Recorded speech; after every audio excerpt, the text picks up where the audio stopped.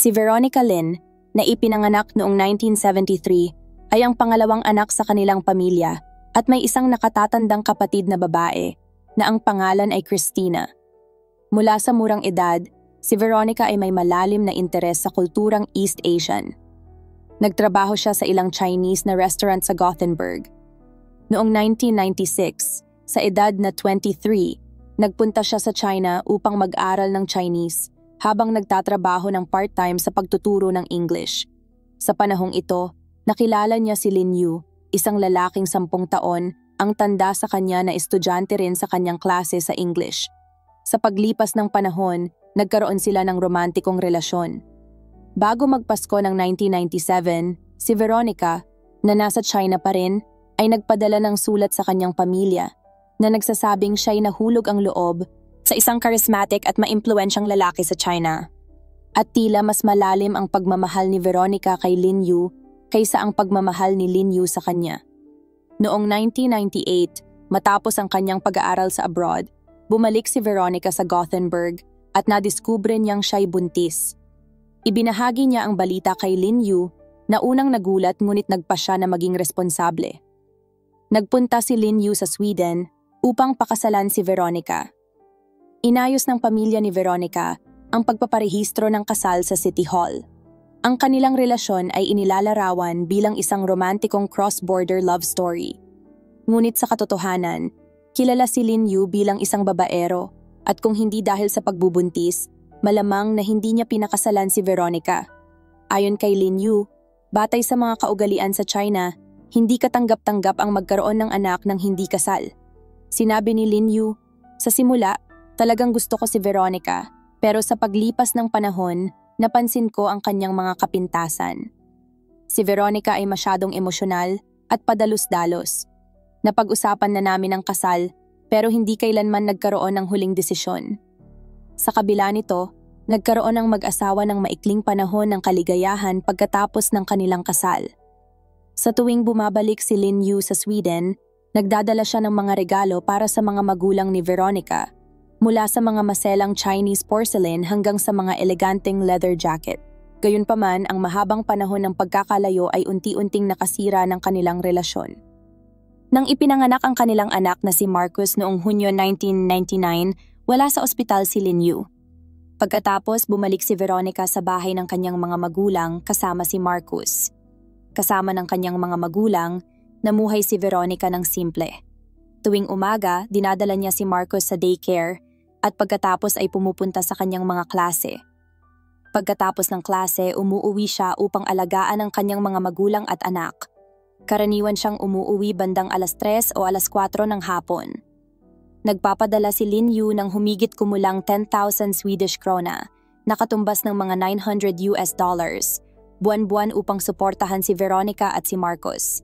Ngunit sa paglipas ng panahon, si Lin Yu ay nagbago at madalas na naaantala ang mga padala ng pera. Noong December 2002, humiling ng diborsyo si Veronica at pumayag si Lin Yu na kinilala na ang kanilang kasal ay formalidad na lamang at pinanatili lamang para sa kanilang anak. Gayunpaman, hindi nagkasundo ang dalawa pagdating sa kustodiya ni Marcus. Noong spring ng 2003, ilang sandali bago ang insidente, nagpadala si Lin Yu ng email kay Veronica na may pagbabanta, "Huwag mo akong subukan, mas mahal ko si Marcus kaysa sayo. Pupunta ako sa Sweden upang pag-usapan ang mga bagay." Sumagot si Veronica, "Kung gusto mong lumaban, sige." Noong March 18, 2003, gabi na ngunit wala pa din si Veronica. Pumunta ang kanyang mga magulang upang kunin si Marcus sa daycare at paulit-ulit na tinawagan ang kanyang telepono. Bagaman naka-on ang kanyang telepono, walang sumasagot. Bandang 9 p.m., nag-report ang mga magulang ni Veronica sa pulis. Ibinigay ang mga sumusunod na impormasyon. Si Veronica ay 30 years old, 5'6", ang taas, may itim na buhok na hanggang balikat at huling nakita na nakasuot ng leather jacket at shirt. Pagsapit ng umaga ng March 19, nawawala pa rin si Veronica, na labis na ikinabahala ng kanyang mga magulang. Sa mga interview ng pulis, nabanggit ng ina ni Veronica na noong nakaraang gabi, narinig niya ang ilang sigaw sa hallway. Gayunpaman, Nang sinubukan niyang sundan ang tunog upang imbestigahan, tumigil na ang sigawan. Sa kabutihang palad, aktibo pa rin ang telepono ni Veronica at maaaring matrace. Nagsimulang gumamit ang pulis ng mga technical na pamamaraan upang mahanap ang telepono. Sa gabi ng March 19, natunton ng pulis ang signal mula sa telepono ni Veronica at natuklasan na nasa loob ng apartment complex kung saan nakatira ang kanyang pamilya. Gayunpaman, dahil sa limitasyon ng teknolohiya noong panahong iyon, hindi nila matukoy ang eksaktong unit. Ang pulis ay nagtiyaga sa pagtawag sa kanyang telepono at pakikinig sa mga pintuan ng bawat apartment upang malaman kung saan nanggagaling ang tunog. Sa wakas, natagpuan nila ang telepono ni Veronica sa unang palapag ng apartment ng isang lalaking nagngangalang Tang Jong. Matagal na kumatok ang mga pulis sa pinto, ngunit walang sumasagot. Napilitan silang puwersahang pumasok at nagulat sila sa kanilang nakita. Nakahandusay si Veronica sa pasilyo papunta sa kwarto, napapalibutan ng mga madilim na pulang mantsa. Kitang-kita ang mga palatandaan ng pakikipaglaban sa kanyang katawan at hindi na siya humihinga. Tila ang mga sigaw na narinig ng ina ni Veronica noong nakaraang gabi ay ang kanyang huling mga sigaw. Si Tang Jong, ang may-ari ng apartment, ay nawala na parang bula. Subalit natagpuan ang kanyang pasaporte sa apartment at inilabas ng pulis ang imahe nito bilang ebidensya. Sa simula, malakas ang hinala ng mga investigador na si Tang Jong ang pumatay kay Veronica, lalo na nang matunton nila ang signal ng kanyang telepono na mabilis na papunta sa border ng Sweden at Denmark. Pinatibay nito ang teorya na tumatakas si Tang Jong upang makaiwas sa hustisya. Ngunit nang sundan ng pulis ang signal ng kanyang telepono, natuklasan nilang itinapon ito sa isang basurahan malapit sa istasyon ng tren. Nakatira ang pamilya ni Veronica sa ikalawang palapag ng parehong gusali habang si Tang Jong ay nakatira sa unang palapag. Tulad ng ipinapahiwatig ng kanyang pangalan, si Tang Jong ay may lahing Tsino. Ayon sa mga ulat, hindi pa siya bihasa sa wikang Swedish, samantalang si Veronica ay bihasa sa parehong Swedish at Chinese. Paminsan-minsan, humihingi ng tulong si Tang Jong kay Veronica upang isalin ang mga official letter mula sa lokal na pamahalaan. Inilarawan ng mga magulang ni Veronica si Tang Jong bilang isang tila mahinahon na tao na hindi nagkaroon ng alitan sa mga kapitbahay, kaya't mahirap isipin kung ano ang maaaring nagtulak sa kanya upang gumawa ng ganoong karumaldumal na krimen. Nang tanungin kung may alitan si Veronica sa iba pang tao, agad na binanggit ng kanyang mga magulang ang kanyang hiwalay na asawa na si Lin Yu. Ipinaliwanag nila na ang mag-asawa ay nasa gitna ng isang mainit na diborsyo at matindi ang kanilang pagtatalo tungkol sa custody ng kanilang anak. Bukod dito, si Lin Yu, isang mayamang negosyante mula sa China, ay malamang nahaharap sa posibilidad na magbigay ng malaking bahagi ng kanyang ari-arian kay Veronica kung ma-finalize ang diborsyo, isang bagay na ayaw niyang tanggapin. Higit pa rito, ginagamit ni Lin Yu ang kanyang kasal kay Veronica upang mag-apply ng residency sa Sweden. Ang desisyon ni Veronica na mag-file ng diborsyo sa panahong ito ay tiyak na ikinagalit ni Lin Yu. Nang marinig ito, sinimulan ng pulis ang pagsisiyasat sa mga travel records ni Lin Yu at natuklasan nilang kasalukuyan siyang nasa Gothenburg, Sweden at nananatili sa Sheraton Hotel sa lungsod. Mas nakakagulat pa, walang kaalam-alam ang mga magulang ni Veronica na dumating si Lin Yu sa Sweden. Sa mga nakalipas, nananatili si Lin Yu sa kanilang bahay kapag bumibisita. Sa pagkakataong ito, lihim siyang nag-check-in sa Sheraton Hotel. Agad na inaresto ng pulis si Lin Yu sa Sheraton Hotel. Sa interrogation, ipinahayag ni Lin Yu ang kanyang galit, sinasabing ang mga hinala laban sa kanya ay labis na nakakagalit. Sinabi niyang hindi niya inaasahan ang ganitong insidente at ang pagkamatay ni Veronica ay nagdulot sa kanya ng matinding kalungkutan. Ipinaliwanag ni Lin Yu na hindi niya ipinaalam sa kanyang mga biyenan ang kanyang paglalakbay sa Sweden dahil siya ay naglalakbay sa Europa para sa negosyo. Orihinal na hindi kasama ang Sweden sa kanyang itinerary, ngunit dahil sa isang agarang kasunduan, nagpasya siyang bisitahin ang Gothenburg. Dahil maikli ang kanyang pananatili, ayaw niyang abalahin ang kanyang mga biyenan. Higit sa lahat, may alibay si Lin Yu. Tinatayang ang oras ng pagkamatay ni Veronica ay bandang 3:30 p.m. Noong March 18, habang nasa negosyo si Lin Yu, kasama ang mga kasosyo sa buong araw hanggang gabi, binigyang diin ito ng kanyang abogado at iginiit na may alibay si Lin Yu. Ang mga hinala kay Tang Jong na tumatakas ay mas kapani-paniwala. Pagkatapos ng isang buwang investigasyon at maraming pagdinig, napagpasyahan ng mga taga-usig ng Sweden na walang sapat na ebidensya upang kasuhan si Lin Yu at siya ay pinalaya noong April 25, 2003. Bumalik si Lin Yu sa China na nagpahirap sa anumang karagdagang pagsubok na dakpin siya. Mula sa pagkamatay ni Veronica, hindi natagpuan ng pulis si Tang Jong. Ang kumpanyang pinagtatrabahuhan niya ay nag-report na siya ay wala sa trabaho mula March 18 at walang makontak sa kanya. Nagkaroon ng breakthrough noong April 30 ng isang babae na naglalakad kasama ang kanyang aso. Malapit sa apartment complex ng pamilya ni Veronica ay napansin ang kanyang aso na ayaw umalis sa isang bahagi ng damuhan sa likod ng gusali. Ang aso ay patuloy na tumatahol sa isang partikular na lugar kung saan ang lupa ay tila may hukay.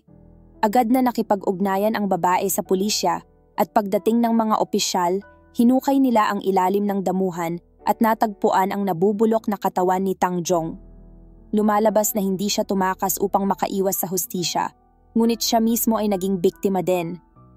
Higit pa rito, ang autopsy ay nagsiwalat na si Tang Jong ay namatay noong March 17, isang araw bago ang pagpatay kay Veronica.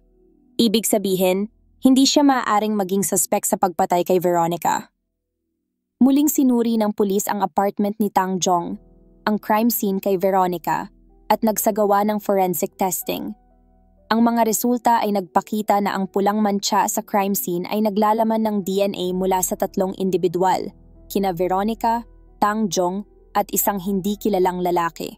Sa natanggal na mga hinala kay Tang Jong, ipinagpatuloy ng pulis ang kanilang investigasyon kay Lin Yu. Binalikan nila ang Sheraton Hotel sa Gothenburg kung saan tumuloy si Lin Yu at nagsagawa ng forensic testing sa kanyang kwarto. Ang mga resulta ay nagpakita na ang hindi kilalang lalaki na DNA na natagpuan sa crime scene ay tumugma rin sa DNA na nakolekta sa kwarto ni Lin Yu sa hotel. Ilang taon makalipas, sa tulong ng mga autoridad ng China, nakilala ng pulisya ng Sweden ang suspect. Siya ay 37 years old noong panahong iyon at nagngangalang Jiang Song. Batay sa mga ebidensya, nagteorya ang mga investigador ng Sweden na maaaring inupahan ni Lin Yu si Jiang Song bilang isang hitman upang patayin ang kanyang asawa na si Veronica. Ang pagpatay kay Veronica sa Chalmers University of Technology ay malinaw na hindi praktikal at ang pagdukot sa kanya habang pauwi ay makakaagaw ng atensyon. Ang pinakaangkop na lugar para sa krimen ay ang gusali ng apartment kung saan nakatira si Veronica. Sa madaling salita, ang pagkamatay ni Tang Jong ay maaaring nangyari dahil kailangan ng salarin ng isang lugar para patayin si Veronica. Si Tang Jong ay pinatay noong March 17 at ang pumatay sa kanya ay hiniwa-hiwa ang katawan at inilibing ang mga bahagi nito sa ilalim ng damuhan sa likod ng apartment complex na may kadiliman. Pagkatapos, ginamit ng suspect ang apartment ni Tang Jong bilang taguan. Kinabukasan, nang bumalik si Veronica sa kanyang tahanan, dinukot siya ng suspect sa pasilyo at dinala siya sa apartment ni Tang Jong. Pagkatapos patayin si Veronica, kinuha ng salarin ang pasaporte at telepono ni Tang Jong upang magmukhang tumakas si Tang Jong upang iwasan ang pananagutan sa krimen. Tungkol naman sa kung bakit natagpuan ang DNA ni Jiang Song sa kwarto ni Lin Yu sa hotel, maaaring nagkita si Jiang Song at Lin Yu sa hotel upang i-report ang pagtatapos ng kanyang gawain. Habang nananatili sa hotel, maaaring may sugat si Jiang Song na nagdulot ng pagdurugo at hindi sinasadyang nag-iwan ng bakas ng kanyang DNA. Noong June 7, 2005, nag-issue ang mga autoridad ng Sweden ng isang international warrant para kay Lin Yu na nagpasimula ng halos isang dekadang pagtugis. Ngunit dahil walang extradition treaty sa pagitan ng Sweden at China at sa impluwensya ng mga pamilya Lin at Wang sa China, halos imposibleng maibalik si Lin Yu sa Sweden. Karamihan sa mga tao ay maaaring mag-assume na ang pinakamahalagang claim ni Lin Yu sa katanyagan ay ang pagiging bayaw ni bilyonaryong si Wang Jianlin. dating pinakamayamang tao sa China at Asia. Gayunpaman, ang tunay na kapangyarihan ni Lin Yu ay hindi nagmula kay Wang Jianlin kundi sa kanyang ama na si Lin Lianjiang at sa kanyang kapatid na si Lin Yuangyong. Si Lin Yuangyong ay kasal kay Wang Jianlin at siya rin ang ina ni Wang Xikong. Bagaman mababa ang kanyang profile, hindi siya simpleng noble woman na may hindi kapansin-pansing buhay sa loob ng mayamang pamilya. Si Yong at ang ama ni Lin Yu na si Lin Lianjiang ay kilalang tao sa militar. Bukod pa rito, si Lin Lianjiang ay hindi isang sundalo na nagmula sa kahirapan at umakyat sa ranggo dahil sa tiyaga. Sa halip, ipinanganak siyang may gintong kutsara sa bibig. Ang ama ni Lin Lianjiang na si Yuang at lolo ni Lin Yu ay isang kilalang mangangalakal sa Lianjiang Longyao County, Qinghai City, He Province, China. Nang ipinanganak si Lin Lianjiang, ang kanyang pamilya ay isa na sa mga pinakamakapangyarihang puwersa sa Lianjiang. Nais ng lolo ni Lin Lianjiang na mag-aral siya ng negosyo at pamahalaan ang mga ari-arian ng pamilya.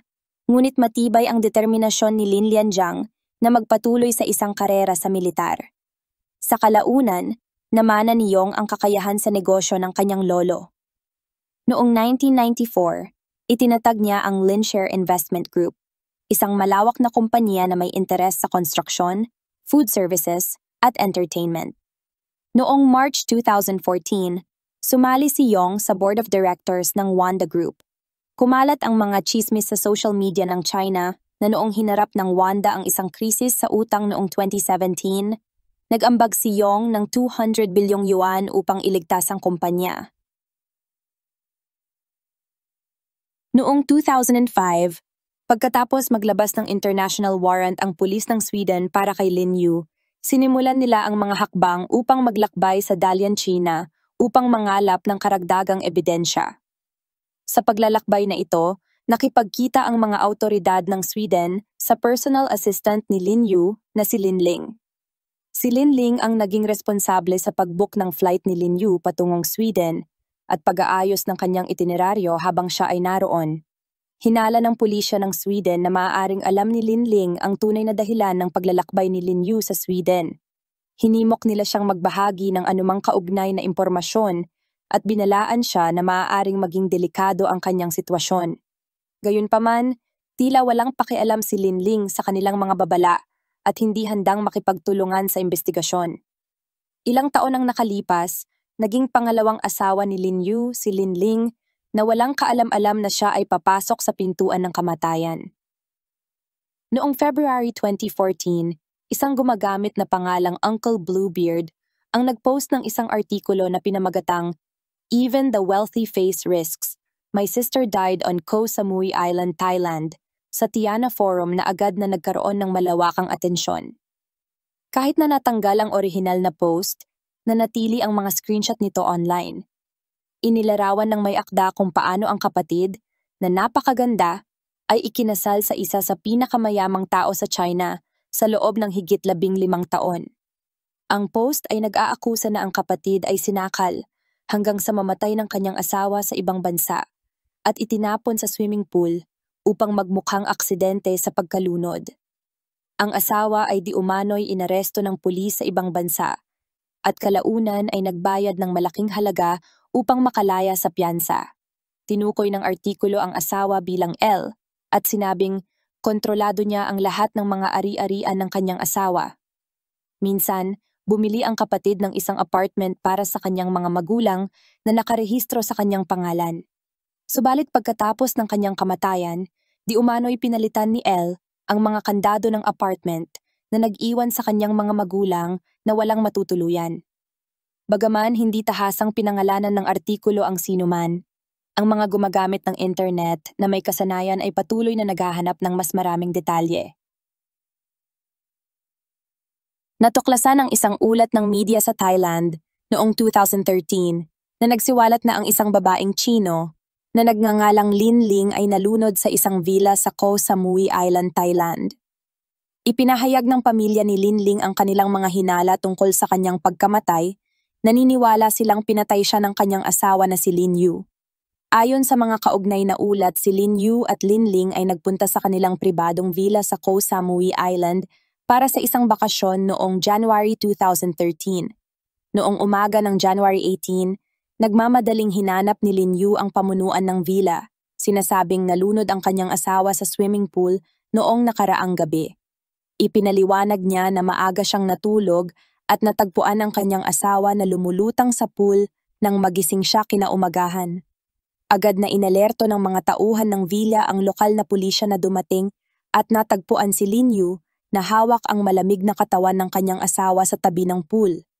Napag-alaman na si Lin Ling ay patay na ng hindi bababa sa 8 hanggang 10 oras bago natagpuan ang kanyang katawan. Ang nagdulot ng hinala ay ang pagkakatuklas ng mga gasgas sa kaliwang balikat ni Lin Yu na tila sariwang marka ng kuko na nagmumungkahi na siya ay nakipagbuno. Bukod pa rito, naghintay si Lin Yu hanggang January 20, 2 araw pagkatapos ng insidente, bago tawagan ang mga magulang ni Lin Ling sa China at ipaalam sa kanila ang biglaang pagkamatay ng kanilang anak. Sa autopsy, natuklasan ng forensic doctor ang malinaw na marka sa leeg ni Lin Ling na dulot ng malakas na pagsakal na nagpapatunay na siya ay pinatay. Ang sanhi ng kamatayan ay tinukoy na asphyxiation dahil sa pressure sa leeg. Ang crime scene ay isang pribadong villa sa Estate Samui sa Koh Samui Island. Isang artikulo noong 2011 ang nagsiwalat na binili ni Lin Yu ang villa na ito noong 2008 sa isang paglalakbay sa Thailand. Noong 2013, isang pahayagang Chino sa Thailand na Jinghua Zhongyuan ang nag-report tungkol sa kaso ni Lin Ling.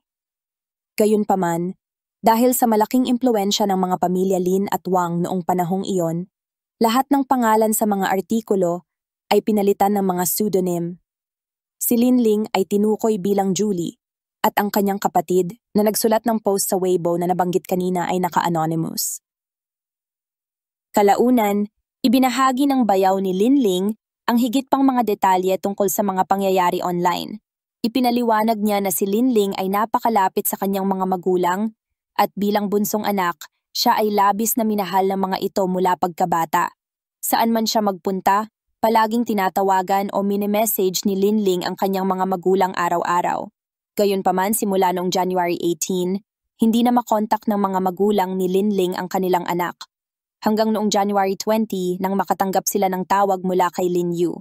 Si Lin Ling, na hindi marunong lumangoy, ay hindi kailanman maglalangoy mag-isa sa gitna ng gabi. Ang kanilang villa sa Koh Samui ay isang ultra-luxurious 4-star resort. Maraming beses nang binisita ng mga magulang ni Lin Ling ang property, pati na rin ang pamilya ng kanyang kapatid. Ang resort ay may mahigpit na security na malabong mangyari ang isang aksidente ng pagkalunod, lalo na sa pribadong pool ng pamilya. Ipinahayag ni Lin Yu na noong gabi ng January 17, pagkatapos uminom ng marami, siya ay nakatulog at natagpuan na lamang si Lin Ling na nalunod. Kinabukasan, sinabi ni Lin Yu na bihirang uminom si Lin Ling ngunit maaaring nakainom siya ng kaunti noong gabing iyon. Sa kabila ng maraming pagdududa na pumapalibot sa kaso, unang piniling maniwala ng mga magulang ni Lin Ling sa kanilang manugang at sinimulan ang pag-aayos para maibalik ang katawan ni Lin Ling sa China noong January 22. Nakipag-ugnayan ang Liaoning Provincial Police Bureau sa ama ni Lin Ling upang tanungin kung alam ng pamilya ang aksidente sa Thailand. Nang kinumpirma nilang alam nila, pinayuhan sila ng pulisya na mahalaga ang pagpreserba ng katawan ni Lin Ling para sa anumang hinaharap na investigasyon. Pansamantalang inuri ng pulisya ang kaso bilang manslaughter. Sa puntong ito, labis na nagulat ang mga magulang ni Lin Ling at agad na naglakbay patungong Thailand upang suriin ang forensic report. Mga taon matapos ang pagkamatay ni Lin Ling, walang sawang hinanap ng kanyang mga magulang ang hustisya para sa kanilang anak. Sa una, sa ilalim ng pressure mula sa mga magulang ni Lin Ling, inaresto ng mga awtoridad ng Thailand si Lin Yu. Isang espesyal na komite ang itinatag upang hawakan ang kaso. Gayunpaman, tila ginamit ni Lin Yu ang kanyang impluwensya sa pera upang guluhin ang investigasyon na kalaunan ay itinigil ng isang opisyal na order ng suspension. Hindi sumuko ang pamilya ni Lin Ling at patuloy na nagsampa ng mga kaso sa Koh Samui Court na tumanggap ng kanilang kaso. Si Lin Yu ay inaresto matapos maglabas ng arrest warrant laban sa kanya. Bagamat nakapagbayad siya ng malaking piyansa at pinalaya, nakatakas siya mula sa bansa at nakabalik sa China. Noong November 2014, pumasok si Lin Yu sa United Kingdom gamit ang kanyang sariling pasaporte at sa pamamagitan ng facial recognition system, natukoy siya bilang isang internationally wanted fugitive. Dahil may extradition treaty ang UK at Sweden, inaresto siya ng UK authorities at inilipat sa Gothenburg, Sweden noong January 2016. Sa Sweden, kinasuhan si Lin Yu ng 2 counts of incitement to commit murder. Bagamat may ebidensya na wala siya sa crime scene nang patayin si Veronica, iginiit ng mga taga-usig na inupahan ni Lin Yu ang isang tao upang patayin si Veronica at si Tang Jong. Ang kanyang depensa naman ay nagpahayag na wala siyang personal na kaalaman kay Tang Jong. Hindi niya alam na nakatira ito sa unang palapag ng apartment ni Veronica at hindi niya iniutos ang anumang aksyon laban dito. Gayunpaman, nagpatotoo ang ama ni Veronica na ilang beses nang nakilala ni Lin Yu si Tang Jong habang nananatili sa kanilang tahanan sa Sweden. Isa pang Chino na dating nakatira kay Tang Jong ang nagpatunay na nagkaroon ng interaction si Lin Yu sa kanila pareho. Matapos ang maraming pagdinig at mga testimonya mula sa higit 40 saksi, nagkasundo ang hurado na si Lin Yu ang nagplano ng pagpatay kay Veronica. Ang pinakamakapangyarihang ebidensya ay ang DNA ni Jiang Song na natagpuan sa kwarto ng hotel kung saan nanatili si Lin Yu. Si Lin Yu ay nasentensyahan ng habambuhay na pagkabilanggo dahil ang Sweden ay walang death penalty, ang pinakamabigat na parusa sa ilalim ng batas ng Sweden. Gayunpaman, tinukoy din ng hurado na walang sapat na ebidensya upang patunayan na si Lin Yu ang nagplano ng pagpatay kay Tang Jong. Ipinaliwanag nila na ang pagkamatay ni Tang Jong ay maaaring hindi bahagi ng plano ni Lin Yu. Matapos ang hatol na habambuhay na pagkabilanggo, labis na nagulat ang legal team ni Lin Yu. Gumastos siya ng malaking halaga ng pera upang umupa ng 3 abogado na walang sawang naghahanap ng paraan upang mag-appeal sa desisyon. Sa lalong madaling panahon, nakakita sila ng pagkakataon. Natuklasan ng mga abogado na ang isang miyembro ng hurado ay dati nang nag-post ng mga matinding anti-Chinese na pahayag sa Twitter na nagmumungkahi ng potensyal na pagkiling. Ayon sa mga regulasyon sa batas, ito ay nagpawalang bisa sa hatol. Ibinaba ang kaso sa isang mababang korte para sa muling paglilitis na may bagong hukom at hurado. Ang nangyari ay hindi inaasahan sa parehong ebidensya at dokumentasyon. Natuklasan ng bagong hurado na walang sapat na ebidensya na nag-uugnay kay Lin Yu sa pagpatay kay Veronica, kaya siya ay idineklarang hindi nagkasala. Pinuna ng korte na ang ebidensya ng DNA ay nagpatunay lamang ng koneksyon sa pagitan ni Lin Yu at ni Jiang Song na naroon sa apartment kung saan naganap ang pagpatay, ngunit hindi napatunayan na inupahan ni Lin Yu si Jiang Song upang patayin ang kanyang asawa. Bukod pa rito, walang sapat na ebidensya upang patunayan na si Jiang Song mismo ang salarin. Bilang tugon sa hatol, parehong umapila ang mga taga-usig ng Sweden at si Lin Yu. Nais ng prosekusyon na patuloy na panagutin si Lin Yu sa krimen.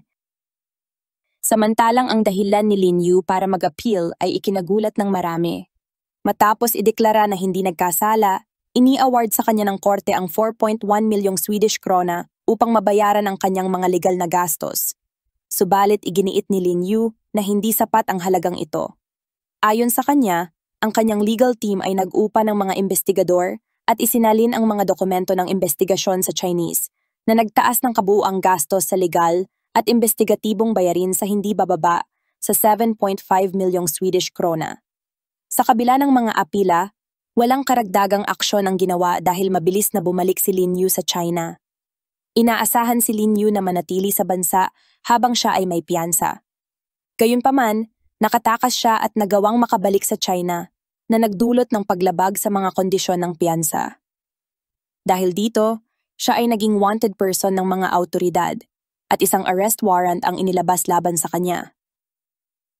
Pagkatapos ng kanyang pagbabalik noong May at September 2017, nagtatag si Lin Yu ng dalawang kumpanya, ang Ju Investment Corporation sa Shenzhen at ang Tangshu Biotechnology Company sa Dalian. Ang mga kumpanyang ito ay nakatuon sa biosciences at pharmaceuticals. Noong 2018, ang Ju Cell Bank ay inilunsad kasama ng Zhenshu Life Sciences Industrial Park sa Dalian. Iniulat na ang ambisyosong layunin ng Zhenshu ay lumikha ng isang personal na cell bank para sa bawat mamamayan sa China. Sa isang panayam, sinabi ni Lin Yu na sinusunod niya ang pilosopiya sa negosyo ni Kazuo Inamori na binibigyang diin ang paggalang sa kalikasan at pagmamalasakit sa mga tao, pagpapahalaga sa ethics at pagmamahal sa sangkatauhan. Habang pinapanood ang video ng panayam, mahirap isipin na si Lin Yu ay nasangkot sa maraming seryosong kaso ng krimen. Bukod sa cell storage, nakatuon ang Zhenshu sa makabago at innovative cell science research. Sa 2018, Dalian International Life Sciences Conference, nagbigay ng talumpati si Lin Yu at ipinakita ang isang video ng kanyang anak na babae. Ibinunyag niya na ang kanyang anak na babae ay ipinanganak na may genetic defect at sa kanyang ika-4 na kaarawan noong nakaraang taon, hindi pa rin siya nakakalakad. Gayunpaman, dahil sa mga produkto ng Zhenshu, siya ngayon ay malusog at aktibo. Ayon sa timeline na ito, ang anak ni Lin Yu ay ipinanganak noong 2013, kaagad pagkatapos ng pagkamatay ng kanyang ikalawang asawa na si Lin Ling. Ito ay nagpapahiwatig na mabilis na nagpakasal si Lin Yu sa kanyang ikatlong asawa, na nagdulot sa marami na muling suriin at pag-aralan ang kanyang nakaraan. Sa kaso ni Veronica, isang mahalagang tao ay si Zhang Song, na nalink sa parehong crime scene at hotel room ni Lin Yu. Pinaniniwalaang ang paghahanap kay Zhang Song ay maaaring magbigay ng mahalagang impormasyon. Noong Oktubre 2015, nagtanong ang pulisya ng Sweden sa mga awtoridad ng China tungkol sa kinaroroonan ni Zhang Song, ngunit sinabi sa kanila na siya ay nawawala na ng maraming taon. Noong 2021, ipinalabas ng SVT Television Network ng Sweden ang isang 6 na bahagi na dokumentaryo na pinamagatang Veronica and the Chinese Millionaire na nagdetalye sa kaso at paglilitis na nagpasiklab ng malawakang diskusyon sa Sweden. Sa simula, sinabi kay Marcos ng kanyang mga lolo't lola na namatay ang kanyang mga magulang sa isang aksidente sa sasakyan. Gayunpaman, nang siya ay 7 taong gulang, natagpuan ni Marcos ang isang videotape sa bahay at napanood ang mga ulat ng balita na nagsasabing maaaring sangkot ang kanyang ama sa pagkamatay ng kanyang ina. Ang katotohanan ay lubhang nakapanlumo para sa kanya. Sa kabutihang palad, pinalaki siya ng kanyang mga lolo't lola ng maayos. Sa dokumentaryo, isiniwalat ni Marcos na minsan niyang sinubukang makipag-ugnayan sa kanyang ama. Sumulat siya ng isang liham kay Lin Yu sa pamamagitan ng isang Chinese na mamamahayag at ipinadala ito sa headquarters ng Jenny Gu. Sa liham isinulat ni Marcos, "Dear Father, this is not an easy letter to write. I am your son, but we have not seen each other for a very long time. About you, I have only a few childhood memories. Over the years, I've heard many things about you from others, like how you are kind, generous, and talented. But I've also heard disturbing stories about terrible actions attributed to you. I hope to form my own understanding of you. I want to know what happened between you and my mother. What do you think of me as your son? Do you still have any fatherly love for me? Or am I just someone you don't want to acknowledge?" Sa kabila ng pagpapadala ng liham, hindi nakatanggap si Marcos ng sagot. Maaaring hindi nakita ni Lin Yu ang liham dahil sa isang hindi pagkakaunawaan o marahil hindi pa siya handang harapin si Marcos. Noong August 2024, iniulat ng SVT Television ng Sweden na si Lin Yu ay inaresto sa China dahil sa pagpatay. Gayunpaman, hindi pa inilabas ng mga awtoridad ng China ang karagdagang detalye tungkol sa kanyang pag-aresto. Matapos ang higit 20 taon bilang isang fugitive, ang biglaang pagkakahuli kay Lin Yu ay nagbukas ng mga tanong. Ipinapahiwatig ba nito ang pagbubunyag ng higit pang mga nakatagong lihim, o ang pagbagsak ng isang dating makapangyarihang tao? Maaari lamang nating hintayin ang mga opisyal na ulat. Ayon sa balita sa Hong Kong, naniniwala ang maraming legal na eksperto na ang pag-aresto kay Lin Yu sa China, pagkatapos ng mga taon, ay nagmumungkahi na malamang siyang humarap sa paglilitis doon. Ang posibilidad ng extradition sa Sweden ay itinuturing na napakababa. Ang paglilitis ay haharap sa ilang hamon, kabilang ang legalidad ng ebidensya, ang karapatan ng akusado sa patas na depensa, at ang mga komplikasyon ng internasyonal na pakikipagtulungan sa batas. Sa ilalim ng batas ng China, kung ang ebidensya ay konklusibo, maaaring sentensyahan si Lin Yu ng habambuhay na pagkabilanggo o kahit ng parusang kamatayan, depende sa bigat ng krimen. Kung ang ebidensya ay hindi sapat, maaari siyang mapawalang sala at palayain. Ang kapatid ni Lin Yu na si Lin Ning ay ikinasal kay Wang Jianlin, ang dating pinakamayamang tao sa China. Si Wang Jianlin ay may magandang kooperatibong relasyon kina Hu Jintao at Jiang Zemin, at naging tagapamagitan para sa maraming matataas na opisyal upang kumita ng pera. Gayunpaman, ang kanyang yaman ay lubhang nabawasan dahil sa paglamig ng merkado ng real estate sa China, at nawala ang kanyang titulo bilang pinakamayamang tao. Nagkaroon din si Wang Jianlin ng komplikadong relasyon kay Xi Jinping, na naging dahilan na maraming miyembro ng pamilya ang naimbestigahan at nadetine. Kung hindi dahil sa pagkasira ng relasyon ni Wang Jianlin at Xi Jinping, maaaring si Lin Yu ay nanatiling malaya sa kanyang mga krimen magpakailanman.